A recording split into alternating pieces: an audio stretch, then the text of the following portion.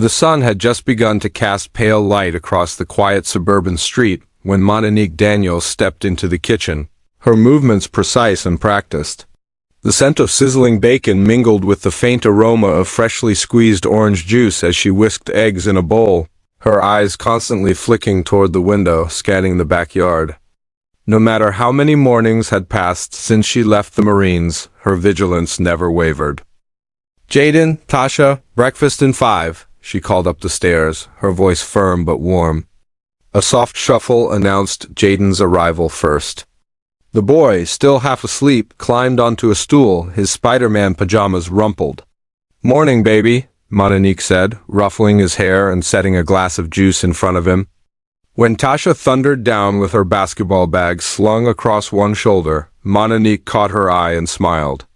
"Practice until 5, Coach told me," her daughter reminded her. "Got it on the calendar," Mon'nique replied, tapping the fridge where a color-coded system tracked every family commitment. Blue for Tasha, green for Jaden, red for herself. The precision brought a measure of calm to her life, a constant in a world she no longer trusted. They ate in companionable silence. Tasha, ever practical, asked about Mon'nique's day at the VA. Mon'nique reassured her daughter she'd be home in time to pick them up, then ran through her mental checklist: window locks, motion sensors, security cameras. Preparedness, she reminded herself, was not paranoia. As they headed to the car, their elderly neighbor, Mr. Harris, approached from his rose garden. His concern was immediate.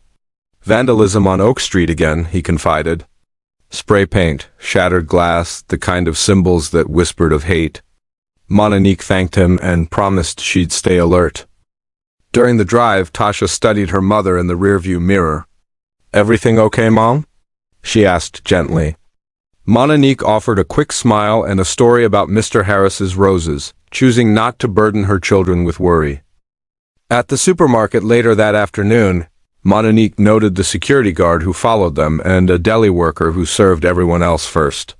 She cataloged each slight, teaching her kids to ignore ignorance while she kept records, badge numbers, names, times. "Remember what we talked about?" she whispered to Tasha as they left the store. Their quiet determination steadied her as they headed home down Cedar Street. They hadn't gone far when a group of teenage boys blocked their path. Led by Sheriff Billings's son, Travis, the gang jeered, taunted, and shoved her children. Mon'nique's heart pounded as she sprinted around the corner, her car roaring to life. She spun onto the sidewalk, tires squealing, high beams cutting through the dusk. The boys froze. Mon'nique stepped out of the car, voice steely. "Step away from my children," she demanded.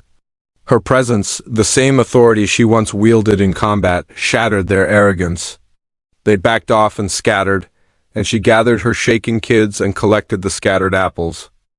Back home, Mon'nique recorded every detail: time, location, exact words, descriptions. Her report detailed not just the afternoon attack, but the morning's incidents at the grocery store.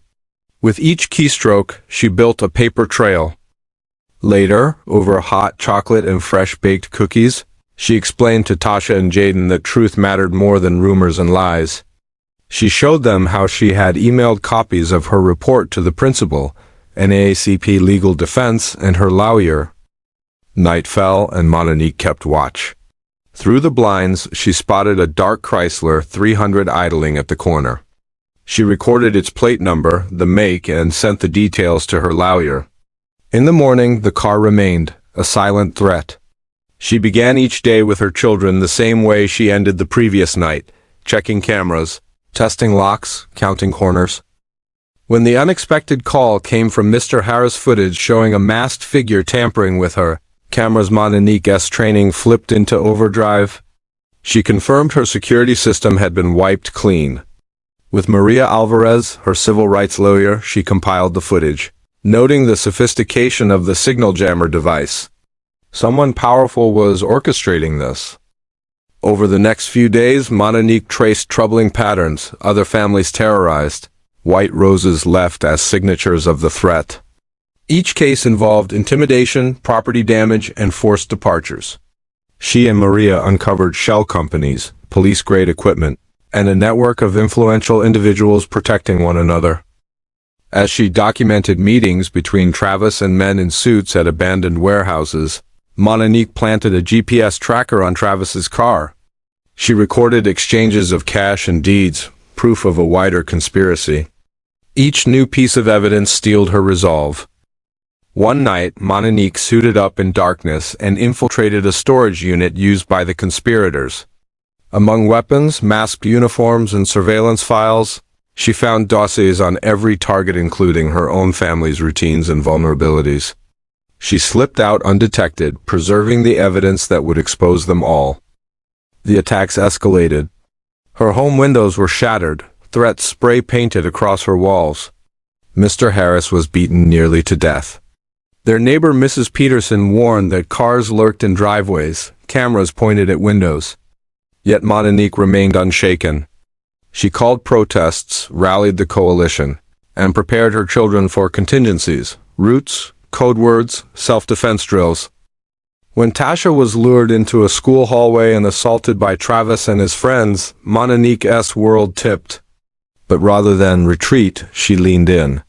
She activated her network, flooded social media with truth, and demanded accountability. Then came the betrayal, an altered video frame and a forged warrant that framed Mon'nique as the aggressor.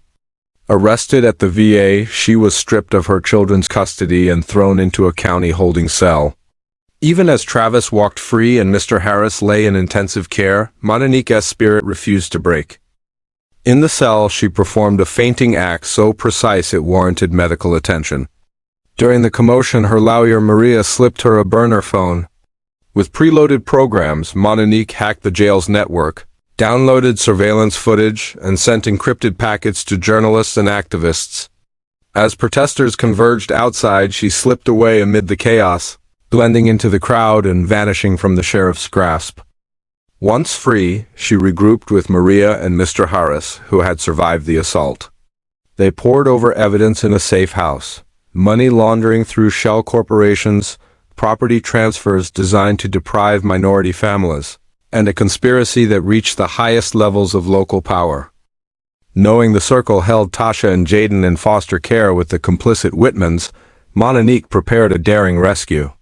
Under the cover of darkness, she and Maria created diversions, false alarms, smoke capsules, voice simulations to draw security away. Mon'nique scaled the side of the house, incapacitated guards with non-lethal precision, and freed her children. Smoke filled the corridors, giving them cover to flee. Back at the safe house, family reunited, Mon'nique felt a surge of triumph. She held her children close and explained her next move. They would take the evidence public, force federal intervention, and dismantle the conspiracy that had terrorized their lives. She had photos of masked meetings, records of bribes, documents proving forced evictions. With journalists about to publish the full story and protests swelling into a movement, the circle's power waned. As dawn lightened the sky, Mon'nique watched Tasha and Jaden step into a brighter future. The long nights of fear and defiance had forged them into survivors. Her own journey from Marine to Protector had led to this moment of reckoning. No longer silent, no longer afraid, she had become a force no threat could contain. Crest View would never be the same, and neither would the Daniels family. Their scars were real, but their courage was greater. In the light of justice, prejudice that once hid in shadows would be exposed, and those who thrived on hatred would finally be held to account.